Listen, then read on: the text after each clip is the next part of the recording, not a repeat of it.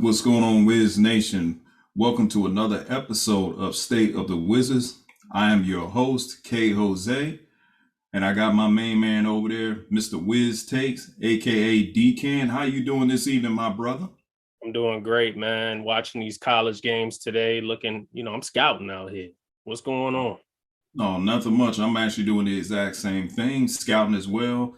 We will definitely talk about that if there's anybody that stands out. But before we even get started, as always, let's give a shout out. Definitely shout out to my man Dcan. Follow him on Twitter, IG, and also follow him at Wiz Takes on Spotify. Look for his podcast. You can find me on Twitter, IG, and you can also subscribe to my YouTube channel. I haven't done any content in about a month, but I will eventually get back to it. So let's go ahead and get started. The Wizards surprised the hell out of me last night. Literally put a whooping on the Mavericks. Beat them by how many points, my dude? What is it, 30? By 30 points. And of course, that game was a statement game, I'm going to say, because of Spencer Dinwiddie and Davis Bertans. Luka still was Luka, but everybody else in the Mavericks really didn't hurt the Wiz. But KCP, everybody knows I call him Katavius can't play. He's been balling these last few games, so I can't really call him that. He had, 32 last night? 35. 35, so he had 35 points last night. Porzingis is showing, why he was acquired. He put up his usual. What he had, about 25? Mm-hmm. So, and Rui, of course, the guy that we love the most. Porzingis had 24. Yeah, my bad. Yeah, he had 24, and Rui had 21. Yeah. So, what you think about last night's game, man? Well, it was a it was a great game. I mean, it was highlighted based off of, Dinwiddie and Bertans coming back. You saw, there was a lot of Wizards fans that were up in arms about the tribute video that the Wizards paid for Bertans and Dinwiddie. But from all accounts, they said that since Bertans got a video, then it was only right that they threw Dinwiddie in there based off of some of the reports. Right. So my thing is the Wizards are taking the high road in the situation with both players because both players were unhappy here. It didn't work. Tommy Shepard said that it didn't work. And so, here we are. Okay. So I know that Spencer Dinwiddie had said something. I don't know if he said it before or after the game in so many words. He said what he said. And then I'm kind of paraphrasing that he said what he said. And, as far as the locker room and the organization is kind of validating the things that he said. Yeah. I know a lot of fans are frustrated. Some feel like he should kind of let it go. Yeah. I'm not going to sit there and say he should let it go. I'm not going to say how the way that man should talk. I mean, obviously, he feels some type of way. He was hurt. The organization really didn't set him up for success. They actually set him up for failure. So I can understand his frustration. And then we got to look at it for what it is. I mean, the organization literally tried to paint a negative picture about the guy and said that he was a bad teammate and he was a cancer in the locker room when he clearly was never that everywhere else he went. So it's understandable why this man should speak his truth. Fans feel like he should shut up and kind of take the high road, but it is what it is. Well, not only that, let me throw in my opinion on this. So you and I, we've pretty much have dissected this situation from the time Dinwiddie's gotten here up until the time we suspected that there was problems, up until the time Dinwiddie got traded, up until the time Dinwiddie started putting up numbers in Dallas, and now we're here. And so we've been covering this thing, with Dinwiddie and the Wizards all season long. And in my opinion, what we saw with our own two eyes pretty much told us exactly what we needed to see. Dinwiddie was brought here by the franchise leader. The Wizards went out and they made a 5-team trade, where they traded They traded players and they moved. There was a lot of moving parts to bring Dinwiddie here.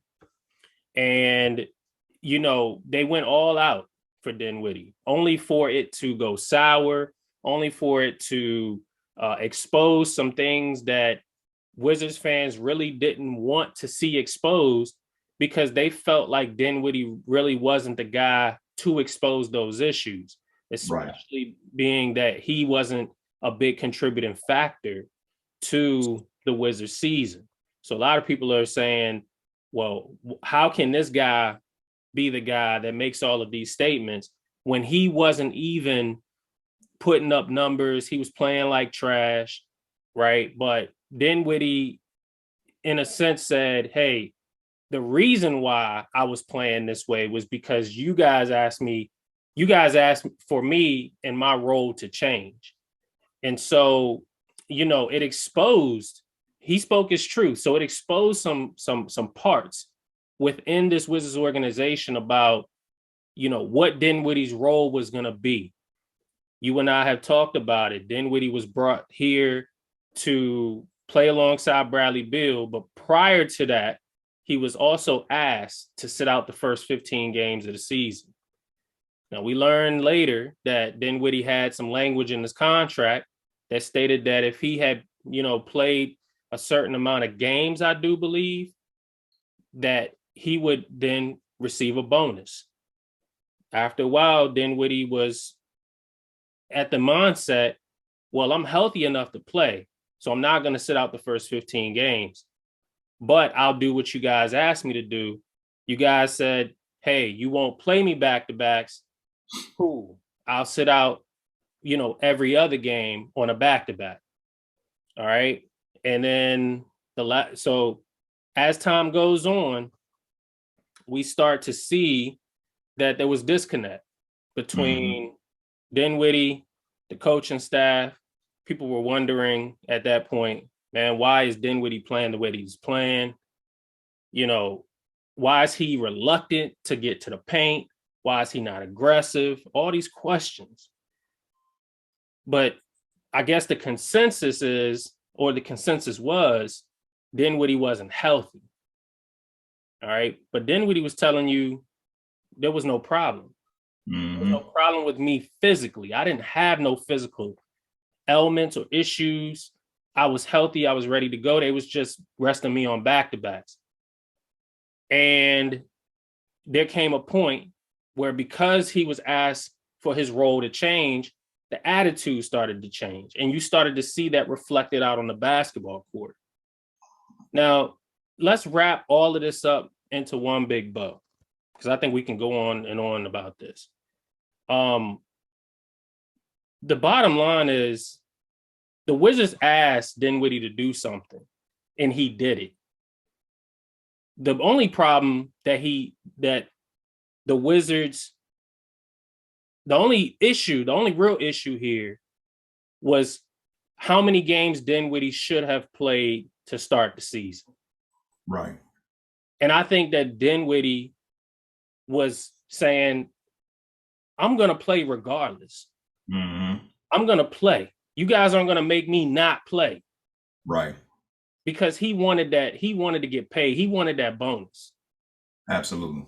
Right. So I think that the disconnect happened when they were trying to pull him back.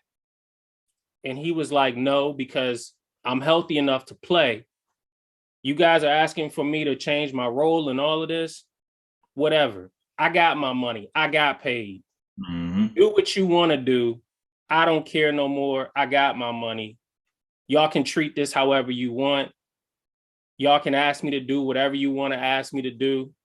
But at this point, I'm not buying in to everything you guys really want me to do, because you're pulling me every which way. And I think that Dinwiddie just got fed up. Me personally, I think that's what happened.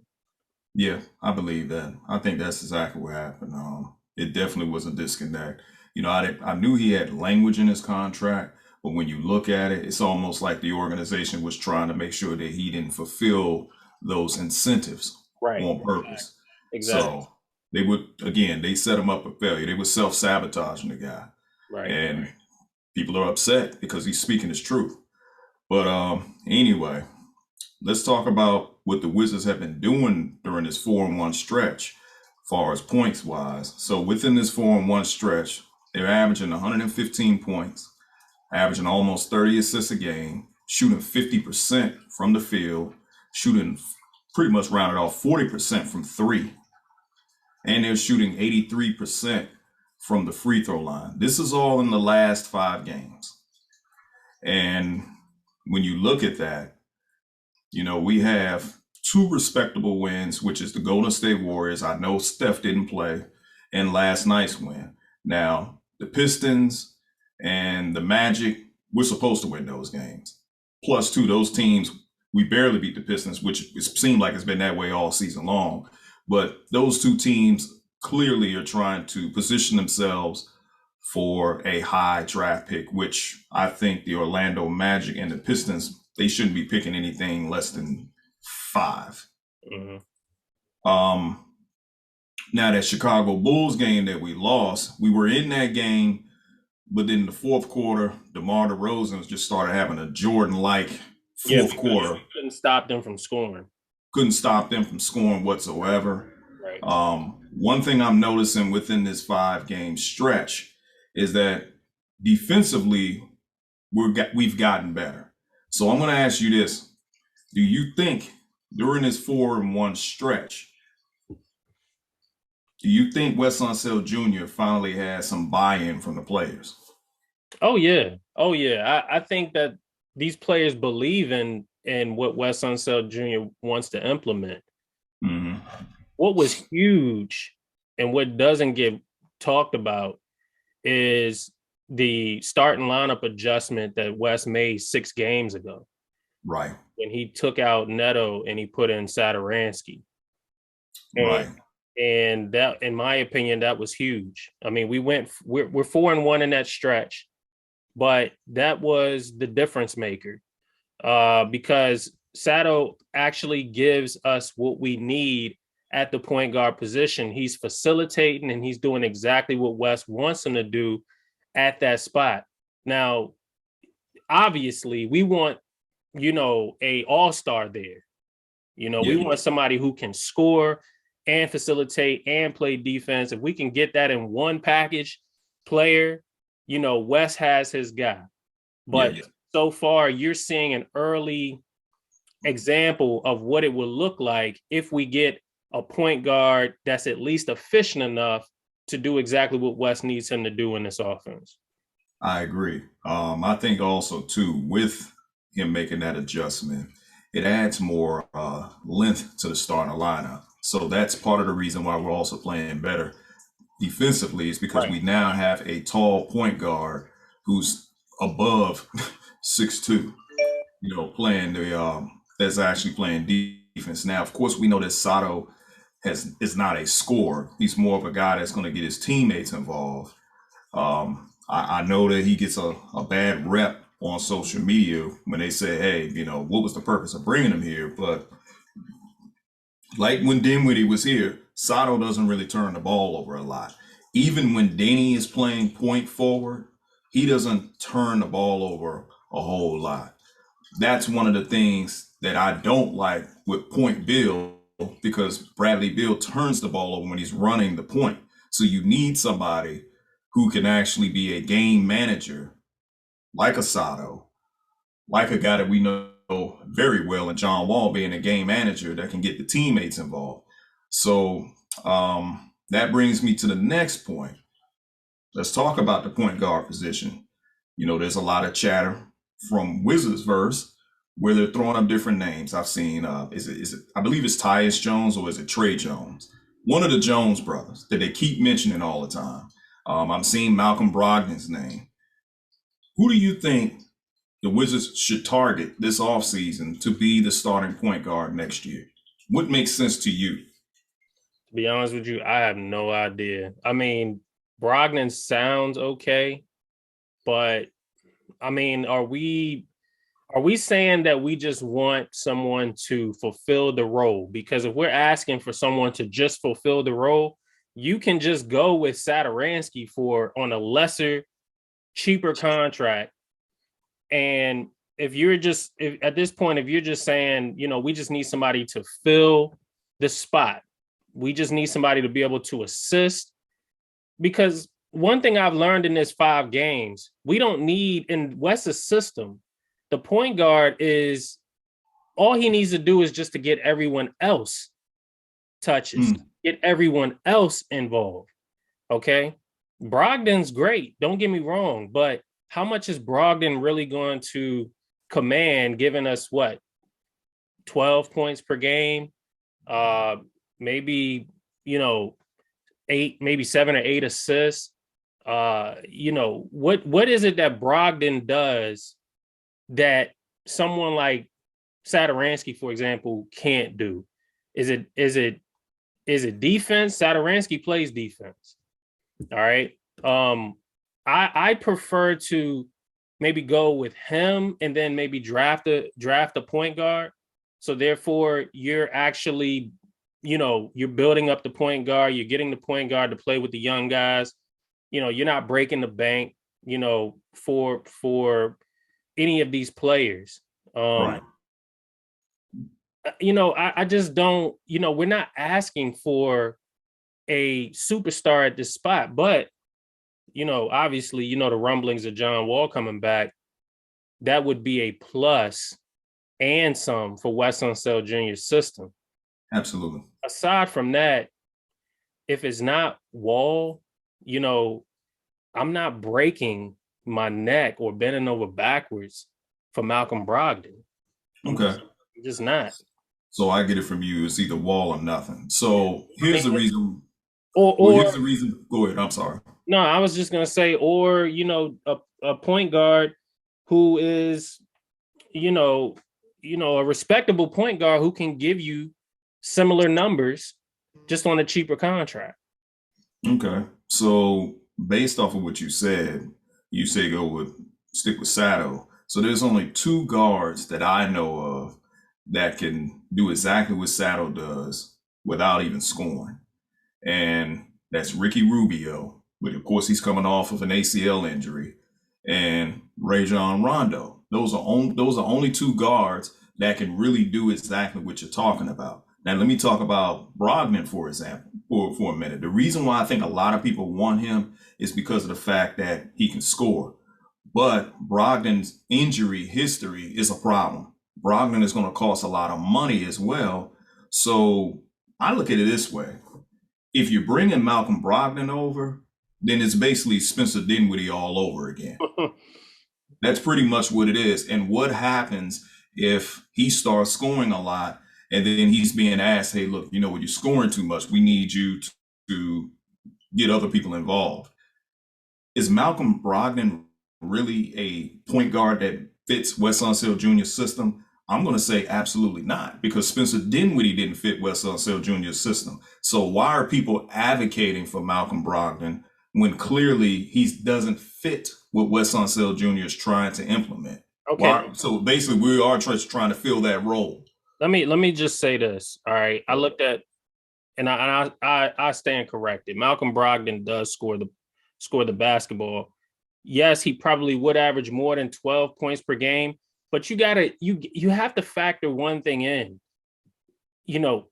Everyone is thinking that this system, the way that we run the system, that somehow the point guard is magically going to put up Russell Westbrook type numbers. Right. It's not going to happen. All right. So Malcolm Brogdon right now is averaging 19 points per game. All right. And he is averaging 15 shots a game. Do we really believe that Malcolm Brogdon is going to come here in Wes's system and put up 15 shots alongside Bradley Beal, alongside Kristaps Porzingis, alongside Rui, equal opportunity offense? Right. People want to complain about, what Sato does and what Dinwiddie does.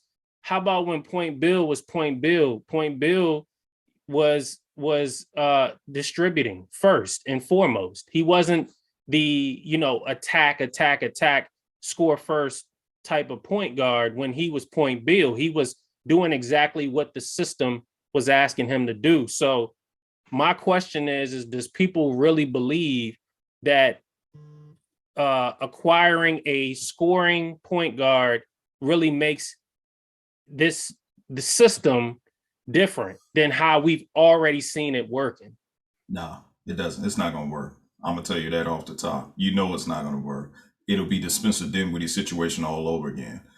Wes Unseld Jr. is looking for a point guard that can efficiently run his system, set up his teammates, and not look to score. So he needs him to pass first, shoot second.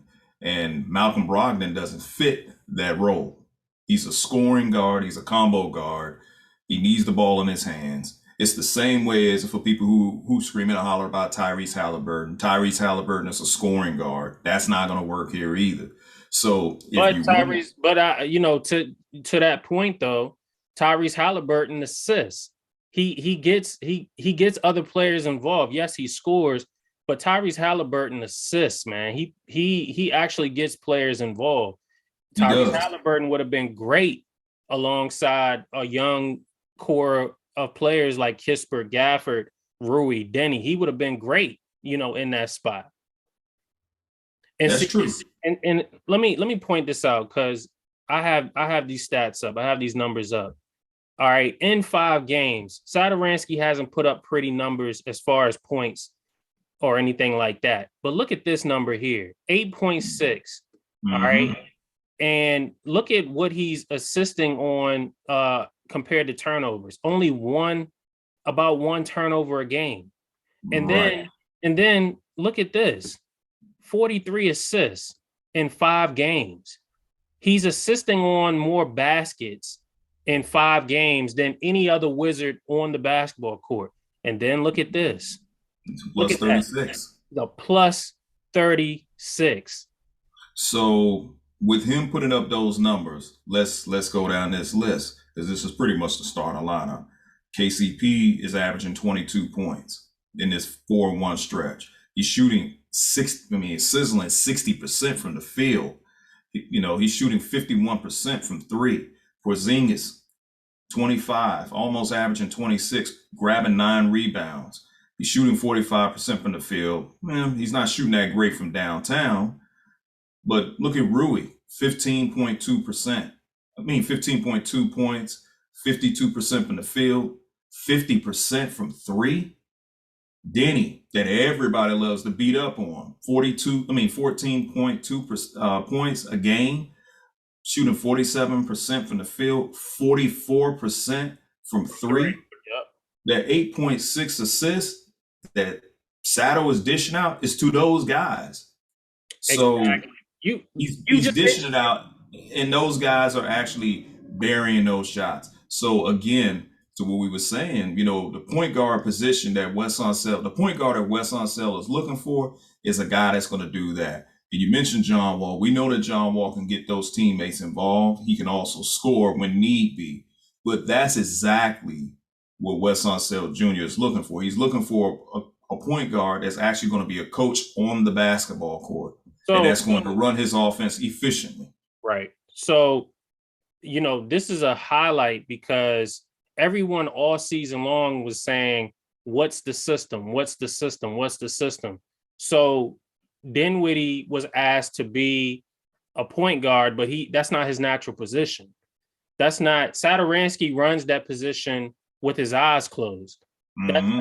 That's not who, Spencer Dinwiddie was. However, Spencer Dinwiddie did have some games this season where he put up 10 assists or 11 assists, but you're seeing Satoransky averaging almost 9 assists a game in this system. So here's the thing that I think most people aren't recognizing. Wes Unseld Jr. wants to implement a Denver Nuggets style system. The problem is we're missing that player that he really wants. He wants a Jokic. He wants a difference maker. He wants a guy who's going to do it all. Well, obviously, we don't have that MVP caliber player. Porzingis Porzingis, you see him assisting. You know, he's at 4 assists, 9 rebounds, 25 points per game. Porzingis is showing you right now that he can actually put up numbers, but he's not asked to do right now anyway. Yeah. What Jokic is doing in Denver. Right. So how do you correspond with this issue? Well, just put his international teammate in with him, and he'll make up the difference, in which he has. And this is huge because people aren't factoring this in. Jokic is literally Porzingis and Satoransky in one body combined. So Porzingis is averaging 25, 9, and 4. Satoransky's averaging 4, 4, and 8. Those two guys combined is the player that is out there in Denver right now. Yeah. That West wants. He wants that. Okay. All right. So and it's not ironic that we're talking about all international players, because the style works, and this is the vision that West has for the Wizards. So let me ask you this question.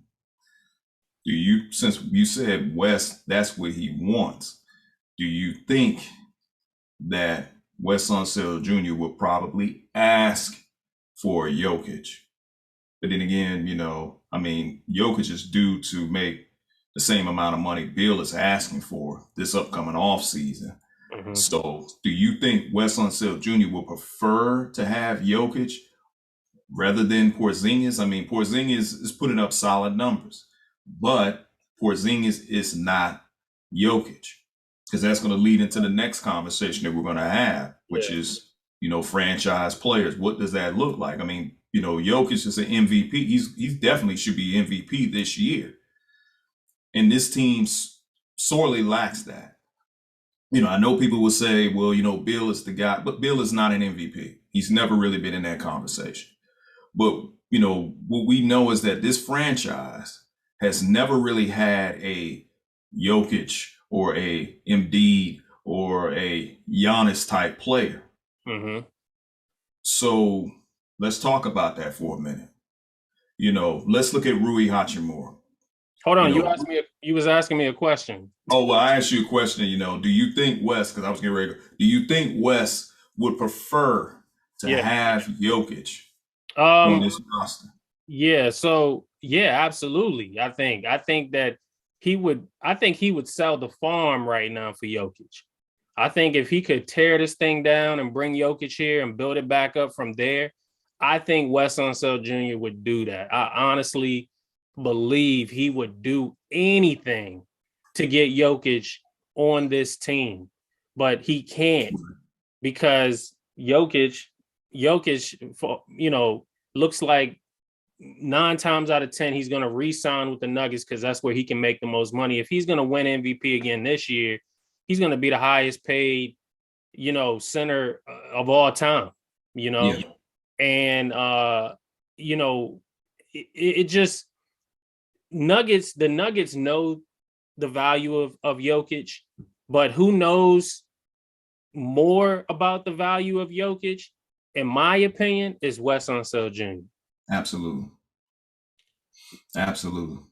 And I honestly think, I for real think that if he had a choice to literally say, is it tear everything down and bring Jokic here, or would you just, say forget it, and would you rather just build everything and try to make players Jokic light? I think he would say, let's tear it down. Let me try to go get Jokic.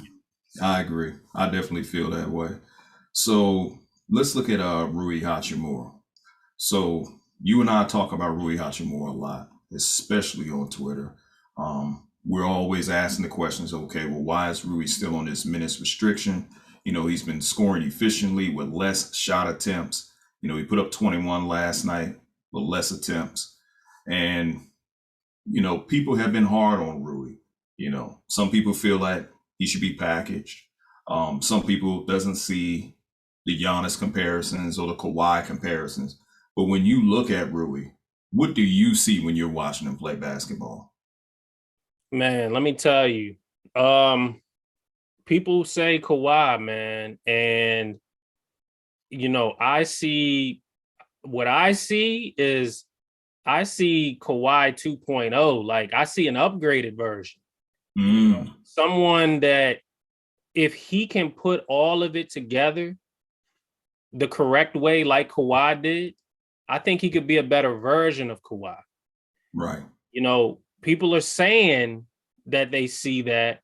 Some people are saying they don't see it, but it's kind of hard not to when you see a guy be able to step out and hit the three at his size. And then if someone closes in on him, 2-3 dribbles in, he's hitting that mid-range jump shot. Right. Or he's just attacking the basket. He's literally becoming just unstoppable between, the free throw line extended, and then he already has a low post game because that's where that's his actual game.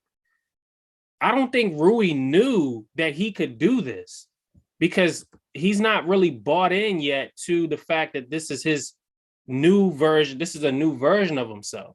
Like I think he's tapped into a whole nother stratosphere of a game that I think that even Rui didn't know he had. Okay. But I must say this. The Wizards, okay, we had a bad season, right? It wasn't that great. I think you even called it the worst season you've seen or the second worst season you've seen ever. Mm-hmm. Rui's development this year is probably the biggest highlight, out of this season than any other highlight. I agree. I think that Rui's development and what the Wizards are actually doing with Rui in just half a season played, I think he'll be at 40 or 41 games before, when the season's all said and done. Mm-hmm. Look at the development in this guy compared to a year ago and compared to 2 seasons ago. I have to tip my hat to the Wizards organization on the development of Rui so far because he's tapping into potential star, man. He's tapping into it.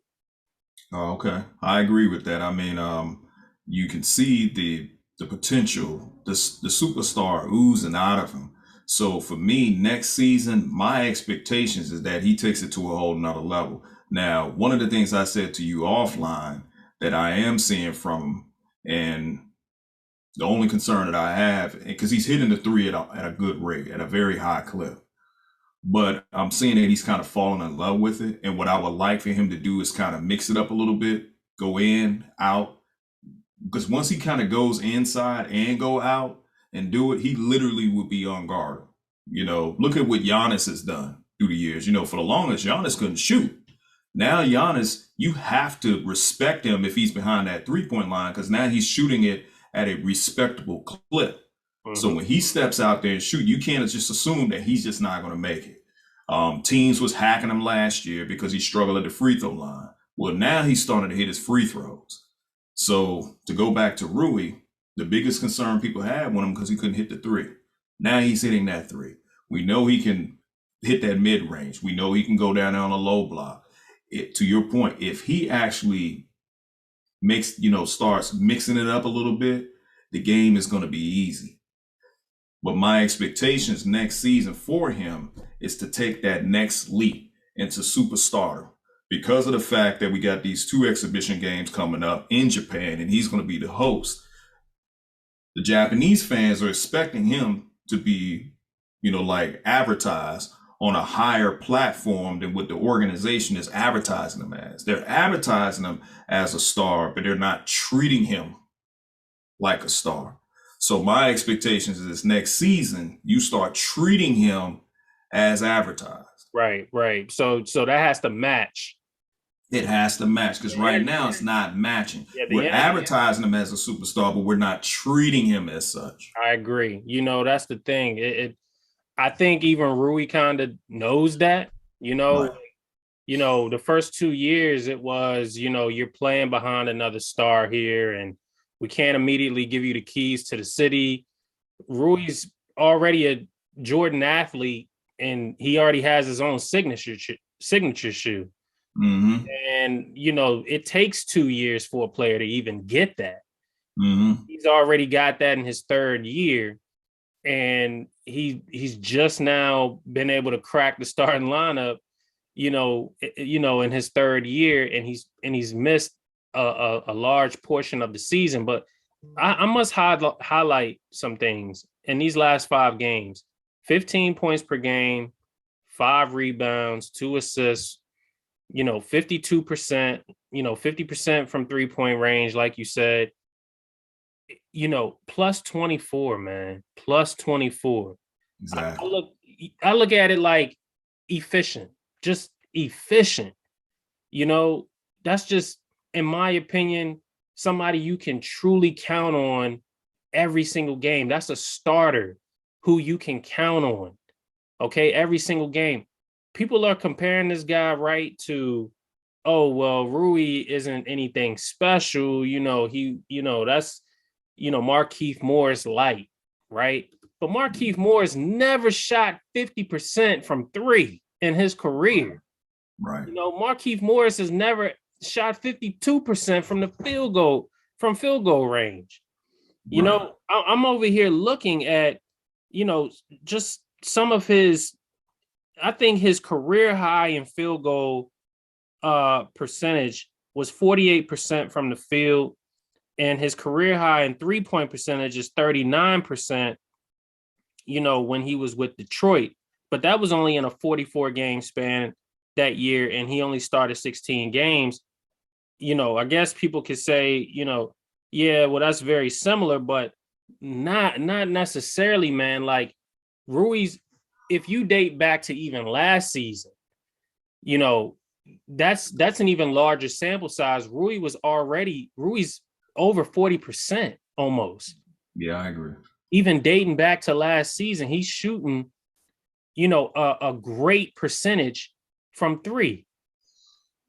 And he's just shooting a great percentage from the field. Right. Like the dude, like you said, superstar or even all-star. Let's start with all-star first. All-star is oozing out of this guy. And the Wizards have to treat him like what we're seeing from him. Right.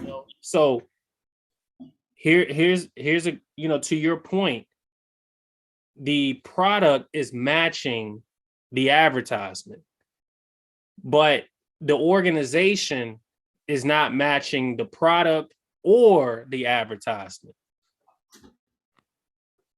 All three things have to come together for this thing to really expand and for it to really work. And I'm sorry to say it this way, but it's the honest to God truth. We are not going to see Rui blossom into those cherry blossoms that we see out in Washington, D.C., if he is constantly playing behind another all-star in Bradley Beal or anyone else, where Kuz or KCP, who is taking all of the shots away from this guy. Yeah. If you're shooting this 52%, this number here should be way up. I agree. It should be. And I'm gonna say this. That is the issue.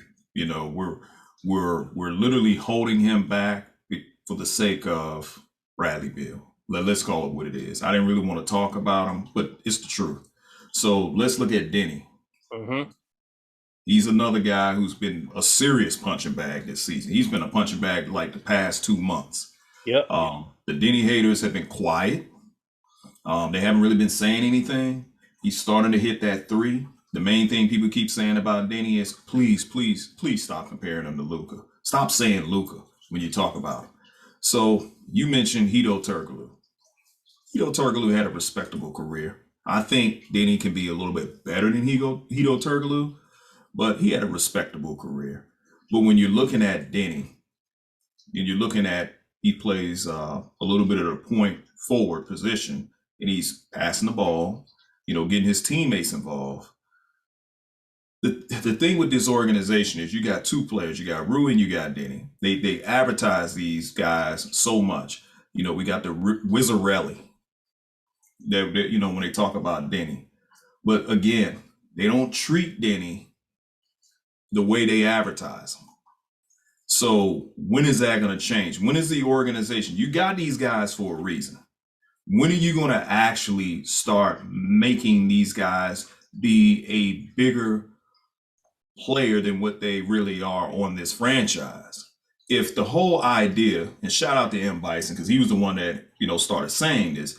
If the idea is we're going to go this international route, we got Sato back, we got, Porzingis, we got Deni, we got Rui. If the idea is this going to be this international team, then you got two guys who are the first of their country in the NBA. Why are you not treating these guys as such? Why are you holding these guys back to the point where fans can sit there and say, oh, well, I see nothing but Boris Diaw or Nicholas Batum out of Rui. Oh, I see nothing but what's the comparisons they usually would say about Deni? I don't know what comparisons they've given them, but Nicholas Batum are the two main ones, and then you got Hedo Turkoglu, and then there was a couple of other guys sprinkled in here and there. Look, Deni's being super disrespected. Yeah, he's being disrespected. I mean, Rui was being disrespected too. I mean, we've seen Tobias Harris' name. That's who I meant, Deni. I may have said Rui, but I meant to say Deni. Deni's getting super disrespected. Yeah, he is getting disrespected. So a lot of fans don't see anything spectacular in these two players. And my thing is, what games are you watching? The reason why you don't see anything spectacular in these two guys because the organization is not really playing them as such for you to see it. Right. I mean, so Deni is in the last 5 games putting up numbers 14, 7, 3 on 47% shooting, 44% from 3. These are all season high numbers. And it's not like we actually play respectable teams in this 5-game stretch. He's a +4. The thing is we're seeing the potential out of both players. These numbers are indicative of what we can see if these guys are given the opportunities. The minutes go up, so does the production. Wes Unseld Jr. now has something in the offseason to look at, to go for next season and say to himself, you know what? If we can replicate this, the last, 11 or 12 games in a season where we had this record with this starting lineup, with these guys' roles. Look, I think Deni needs to start next season, but it's not going to happen with Kuz on the team. So, Deni, if he is starting, I think, and he's averaging 30 to 35 minutes per game, I think these numbers are consistent. I don't think this is just a 5-game stretch thing. I think you're getting between 14 and 17 points per game from Rui. I think you're getting 7 rebounds or 8 rebounds. And I think you're going to be getting, upwards of 5 or 6 assists a game. And I think that field goal percentage climbs. I think that he doesn't take as many, ill-advised shots or grenades handed to him at the end of the shot clock and telling him to go ahead and throw up, a desperation 3 because, Bill or Kuz took all of the air out the ball in the whole 24 seconds of the shot clock. I think that Deni, given a good opportunity next season with 30 to 35 minutes a game, I honestly believe that these numbers would remain consistent. Yeah, I definitely agree. So let's talk about the draft. That's been talked about on Twitter as well, as far as who should we draft. So can you pull up the mock draft of this year? We're going to talk about a couple of players whose names we've been seeing on Twitter, people who say that we should go after. So the consensus number 1 pick that they're saying is Jabari Smith. I think he's out of Auburn. He's a power forward. It's either between him and Chet Holmgren, who plays for Gonzaga. as you can see, we're, based off of where we're sitting at, we're projected to pick 10th. And That looks like a Wizards pick right there. yeah, because he's from England. So look at who he's compared to. Who? Who? Oh, Kiki. Yeah. Okay. Okay. Who? My thing is, when you look at this draft, does this draft reeks the 2013 draft? I mean, come on, man, with this comparison. Calbert Oh changed. God. Oh God. Oh God. Look, I'm gonna say it, and I said it. I said it before, and I'm gonna say it again, man. This draft is not deep. I don't know why people keep saying that it is. It's not deep. I'm on record. And I'm just gonna call it like it is. This is gonna be one of those drafts where we're gonna see maybe 3, close to maybe 4 guys stand out, and then the rest are just gonna be guys that just don't they don't make they don't scratch 15 to 20 minutes a game. I think you're right about that. So when I look at this draft, I think Jaden Ivey is going to have a solid career. I'm a little bit skeptical with Bonchero. They're comparing him to Chris Webber or Blake Griffin. He's playing right now. I don't know if I see that. It's to me, when you think of that 2013 draft, there's only really 3 players out of that draft that stand out that's actually having a very solid career. One of them is possibly going to be the MVP this year, and Giannis, and he's a former champ who was picked 15. Who was picked 15 in that draft. Yeah. You also have Rudy Gobert, who was picked somewhere in the 20s, 27th or something like that. 27. And then you have Steven Adams, who was picked in that draft. Now, Steven Adams is a solid role player, but everybody else in that draft, when you look at it, are role players. Some of those guys are no longer in the league. So when you look at the 2022 draft, names that I've been seeing is Ty Washington. I've seen Johnny Davis. I've seen what's the other guy's name? Dyson Daniels. And okay, now we're looking at the 2013 draft. But look at those guys, man. Look at it. We drafted Otto. Look at Cody Zeller, Alex Lynn. Look at those. KCP is on there. Shabazz Muhammad. KCP's a top. I did not know KCP was a top 10 pick. He was a top 10 pick. I did not know that. I didn't. I'm serious when I say I did not know KCP was a top 10 I remember he was he was a top 10 pick. I kind of didn't know that Trey Burke was in the top 10. Yeah, I remember that. I remember Trey Burke being top 10. But I can't even believe I did not know that KCP. I did not know KCP was a top 10 pick. He was a top 10 pick. But even when you look at the second round, man, when you look at the second round in the draft, just scroll down to the second round. The only person whose name is very familiar. Well, what do you know? Howell Neto is in there, number 47. Yeah. And if I'm correct, I think he's the only player out of that second round that's still in the league. Man, that is crazy. Because Alan Crabb, I remember him, but I don't even know if he's in the league right now. James Ennis III, I think, is still in the league. I saw him the other night. He does he play for? I know he's definitely still in the league. But if you look at that, man, now Reggie Bullock, I think he plays Reggie Bullock, he played for Dallas? Yeah, for Dallas, yeah.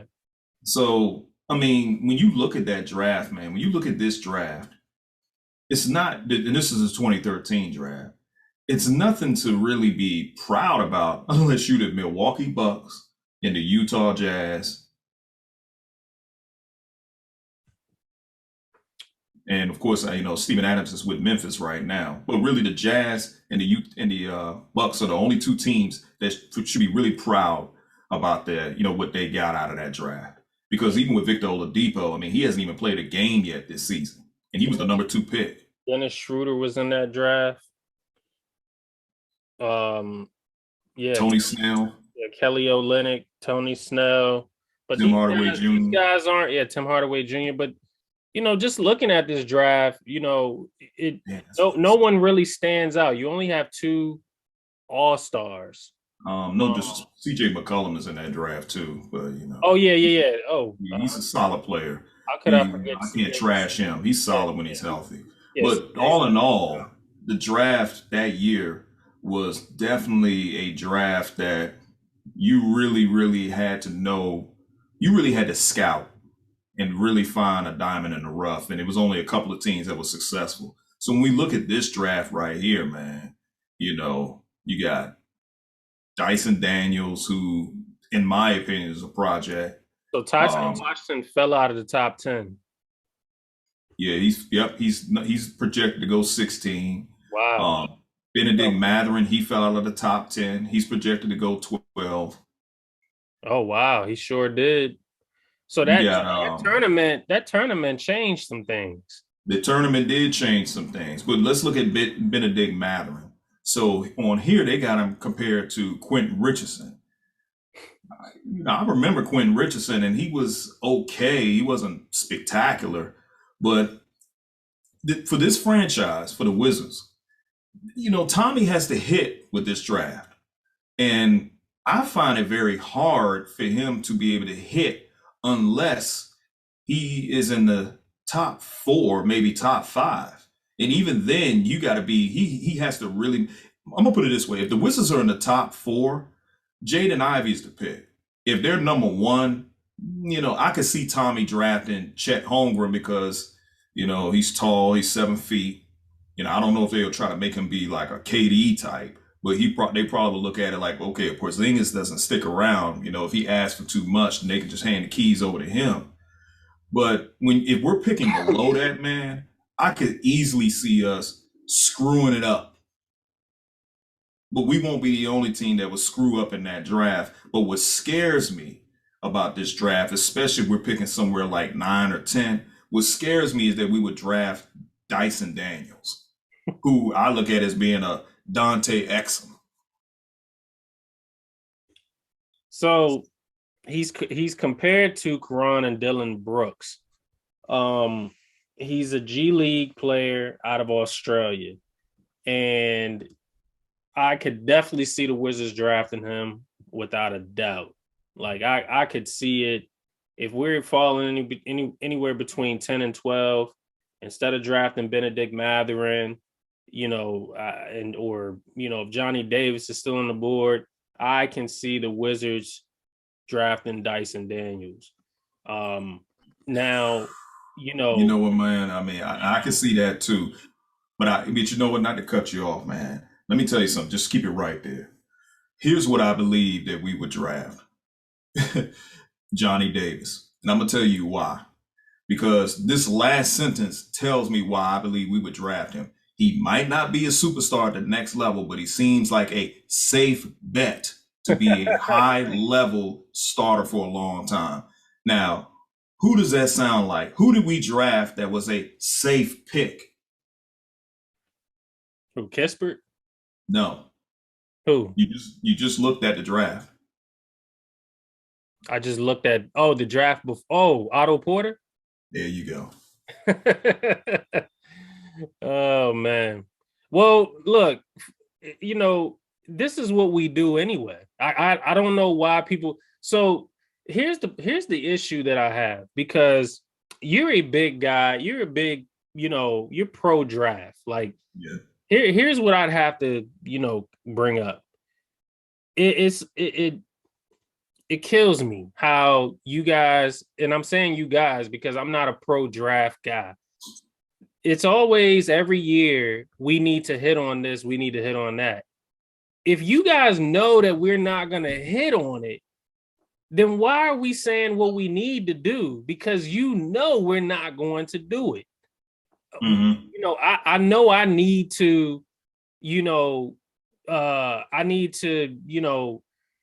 get gas, right? But if if I'm known for running out of gas, then 9 times out of 10, I'm not going to do exactly what I need to do if I have a history of running out of gas.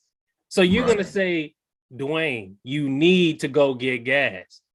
Well, I know what I need to do, but I have a history of running out of gas, bro. So how can you have faith in me going to fill up my tank if you know that I have a bad history of running out of gas? Mm-hmm. So with that analogy, every single time you see me, you see I'm on E, and you saying, Dwayne, I'm not gonna keep telling you, man. You need to go get gas. I'm gonna tell you, I know, man. I know what I need to do, but we just gonna run out, bro. We just gonna be on the side of the road, and then I'll cross that bridge about getting gas when that time comes. Why do you guys keep saying what we need to do if you know we're not going to do it? Okay, so I have an answer for that, and you're absolutely right. We have a history of not doing the right thing, but we also have a, as I've always said, it's not just a draft that we don't do. And I think that's what a lot of people sit there and focus on, that we don't draft, as far as the draft, but we don't trade players. We don't trade right either. We damn sure don't sign the right players. So we just mess up all the way around. So at the end of the day, the organization is in the position that they're in because they don't do anything right. Right. So if we don't draft, then what do you have faith in, that we're going to actually trade for somebody when we don't do a very good job of that either? So to that point, because that's always the argument. The Wizards don't do anything right. You're absolutely right. They don't do anything right. But where does it start? Does it start with trades or does it start with drafts? Because if you really go back in the history of the Wizards organization or even the Bullets organization, we've only hit on 3 or 4 draft picks, in this organization's history. Right. So it does. So even though your argument to we don't trade well, let's stick to why we're bad at drafting. All right. Okay. You're right. We don't do everything else right, but that still doesn't explain why we're so horrible at drafting. Well, I think the reason why we're so horrible at drafting because we never really invest in a scouting department. So let's stick to the draft. Let's go back to the 1985 draft when they were the Bullets. In that draft, they drafted, I think they had the number 14 pick in that draft. They drafted a guy named Kenny Green. Guess who got picked right after him? Karl Malone, who went on to become a franchise player, a Hall of Famer, one of the top 50 players in the NBA. Kenny Green, I don't even think he played 5 years in the NBA. So we go to the 94 draft, I believe. We drafted Juwan Howard. But guess who was also in that draft? Kevin Garnett. He was available. We didn't pick Kevin Garnett. I mean, you look at it. I mean, look at how we miss on draft picks. We literally don't draft some of these very good players. 2013, we just got finished looking at it. We went for the safe pick instead of draft. Got Otto Porter. Yeah. But guess who was in that draft at number 15? Giannis. Well, let's go back to 2009 draft where we traded the 5th pick away, and Steph Curry went number 6. Yes, he did.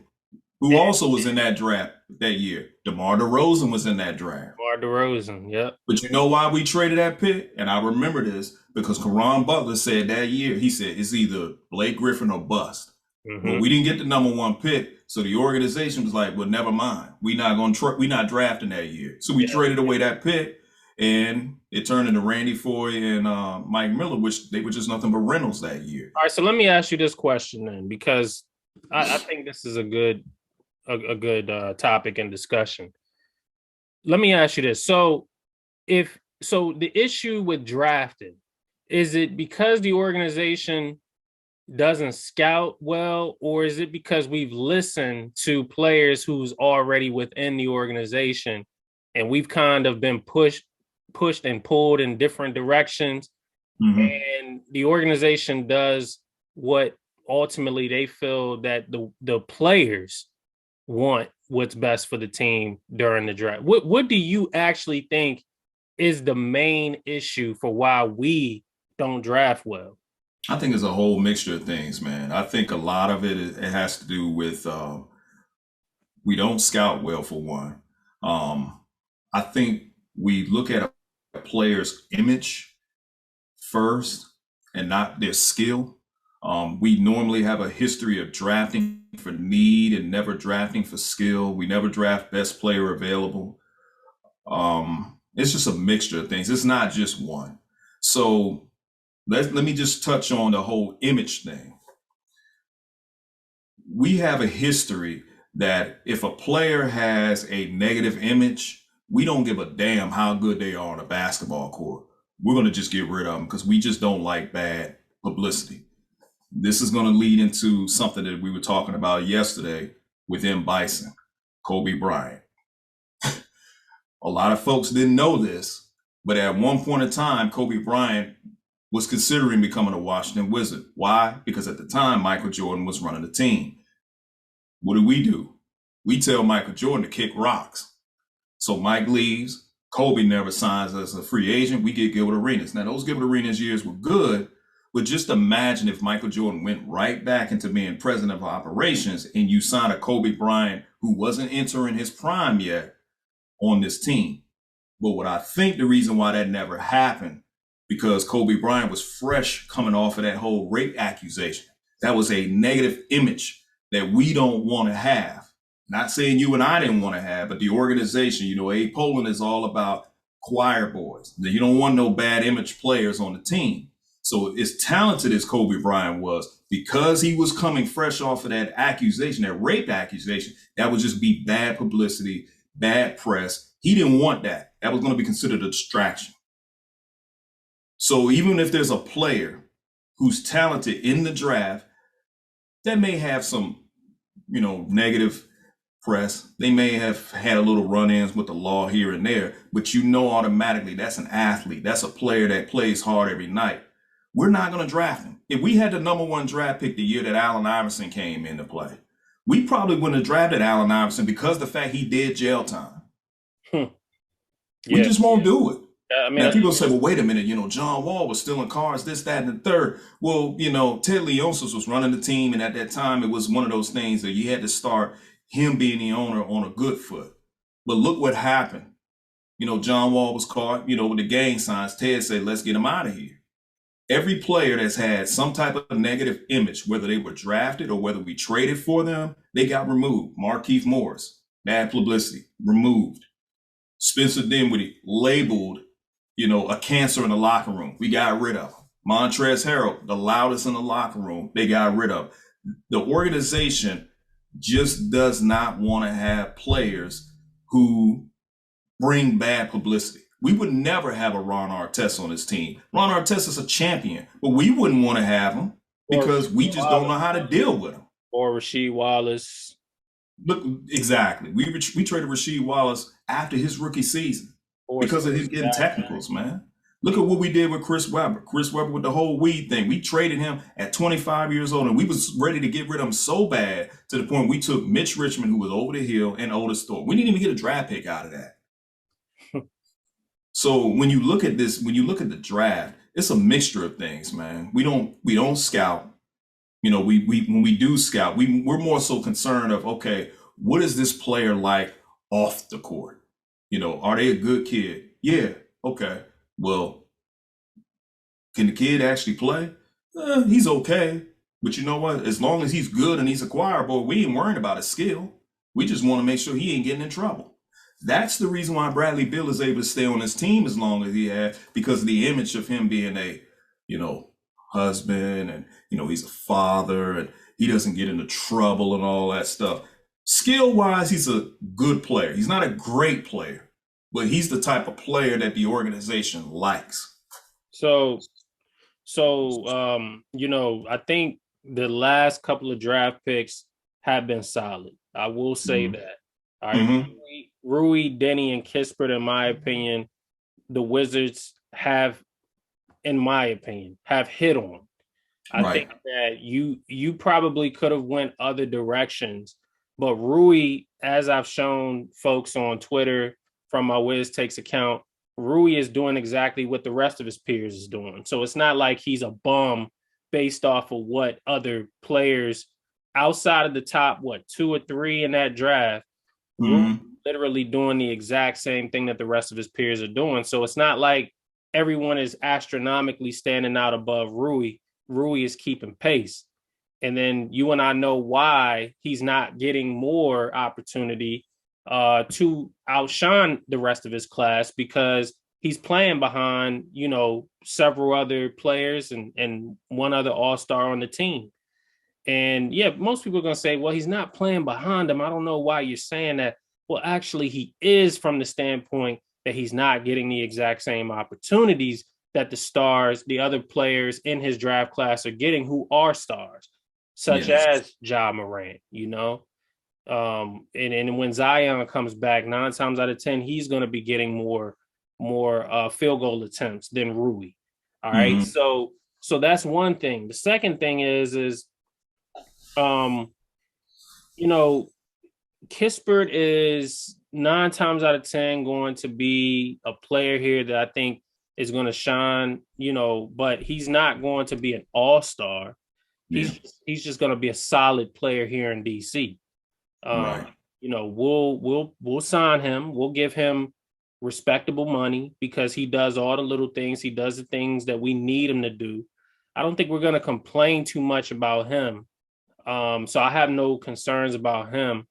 And then Deni, I think the reason why so many people, are so disrespectful is because they've already put these unrealistic expectations on Deni. Who in the hell said that Deni was going to be the next Luke?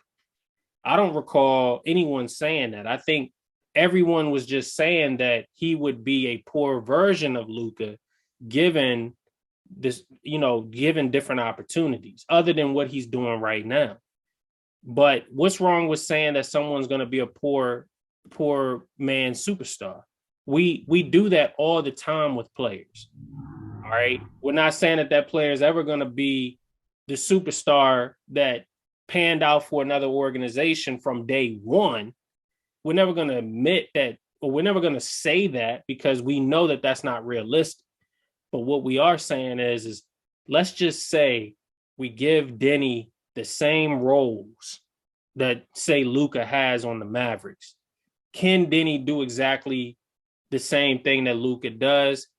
Maybe not exactly the same, but it will be a poor man's version of what you're seeing in Dallas. And that's all anybody is saying. But it's like, that's so disrespectful. People saying don't even compare that man to Luka, because there's no way in hell he could ever do that. The man is only 21 years old. All right. I get it. Luka's young too, but Luka's been playing professionally since he was like 10 years old. Right. So it's literally apples to oranges. All people are saying is that give this kid a bigger role and a bigger opportunity than what he's getting right now, and he could be a poor version of somebody like Luka. That's all. That's it.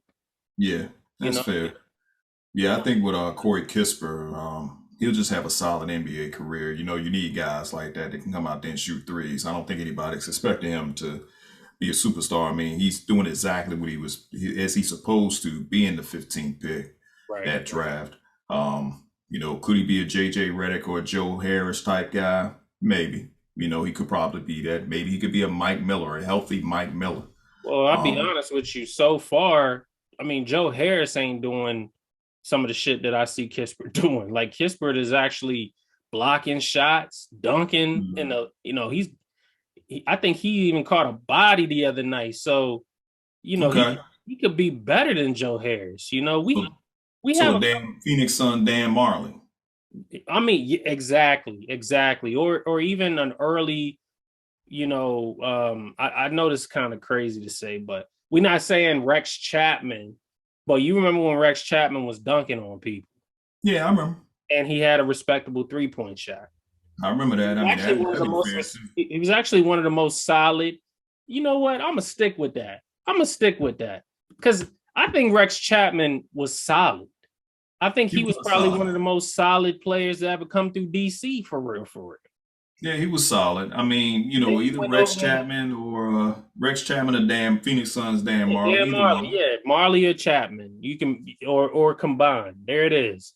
You got Dan Chapman or Rex Marley. Call it whatever you want. call it whatever you want, but that's exactly who Kispert is to me. Yeah, I think that's fair. So, I mean, all in all, with this off season coming up, And there's a lot of. by the way, I wanted to let you know we overtime, but Oh, okay. Well, I'm gonna get ready to shut it down anyway. right. But all in all, I think with this off season, the expectations is that that Rui and Deni improve, and then we're hoping to see a big leap for the both of them next season. We just want the expectation, should I say, we want what we're seeing out of Rui to match, his advertisement by the organization. Treat him, as I've always said, how the way the Angels treat Otani. Mm-hmm. So, so we're gonna go ahead and shut this down or end it. Do you have any last thoughts? Nah, man. Again, it's always great getting with you, bro, and talking some Wizards hoops, man. I just hope that the followers and the fans out there, enjoy every episode. I know these are extended, long episodes, but if you guys can just get through it with us and comment, share and like our content, man, because at the end of the day, we would not be doing any of this without you guys. You guys, make that engine go for us, man, for real, for real. And we really appreciate the love and support that you guys constantly give us on a day-to-day basis. Absolutely. So that will conclude an episode of State of the Wizards. We're definitely going to try to shorten the gap, far as the episodes. We're going to work on that, as he said. Shout out to all the followers, Guy BM, M Bison, the OGs, all of you guys. We appreciate it. Be on the lookout for the next episode. You guys have a good one. We out.